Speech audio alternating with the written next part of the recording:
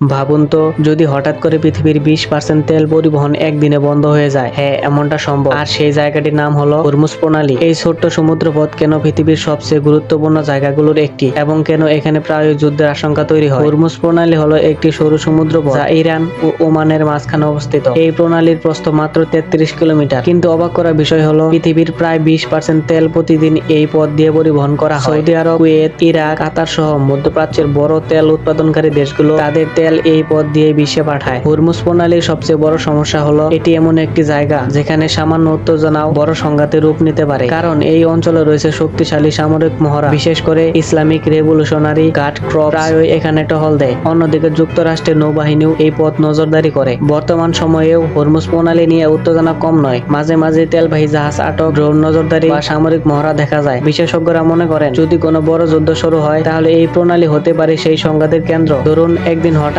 এই সমুদ্রপথ বন্ধ হয়ে গেল, তাহলে কি কি হতে পারে? বিশ্বে তেলের দাম আকাশ ছোঁয়া হয়ে যাবে। অনেক দেশে জ্বালানি সংকট তৈরি হবে। বিশ্ব অর্থনীতিতে বড় ধাক্কা লাগবে, কারণ পৃথিবীর অনেক দেশ এই পথের উপর নির্ভরশীল। ছোট্ট একটি সমুদ্রপথ, কিন্তু তার উপর নির্ভর করছে পুরো বিশ্বের জ্বালানি সরবরাহ। এই কারণে হরমুজ প্রণালীকে বলা হয় পৃথিবীর সবচেয়ে গুরুত্বপূর্ণ ও বিপজ্জনক সমুদ্রপথ। যদি ভিডিওটি ভালো লাগে, লাইক, শেয়ার এবং সাবস্ক্রাইব করতে ভুলবেন না। আর কমেন্ট করে জানাবেন পরের ভিডিওতে কোন রহস্যময় ইতিহাস জানতে চান।